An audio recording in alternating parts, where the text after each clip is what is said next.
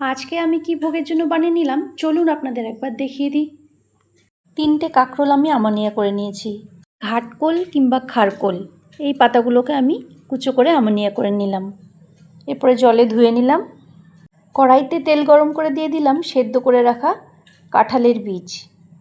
স্বাদ মতো লবণ, হলুদ, লঙ্কার কুচি দিয়ে ভেজে নিলাম। আর একটা কড়াইতে তেলে জিরা ফোড়ন দিয়ে দিলাম বানিয়ে রাখা কাঁকরোলগুলো। এর মধ্যে দিয়ে দিলাম স্বাদ মতো লবণ, হলুদ। তারপরে হালকা আছে এগুলোকে এপিট ওপিট করে ভালো করে ভেজে নিলাম। ওদিকে আমার অন্নটা হয়ে যাচ্ছে আর কাঁঠালের বীজগুলো ভাজা ভাজা হয়ে আসছে। এই কাঁঠালের বীজের মধ্যে আমি দিয়ে দেব সামান্য পরিমাণে চিনি।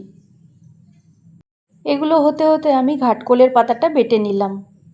কাঁকরোল ভাজা হয়ে গেলে কাঁকরোলের মধ্যে দিয়ে দিলাম বেটে রাখা লঙ্কা, সর্ষে আর চারমগজ কষিয়ে নিয়ে দিয়ে দিলাম জল।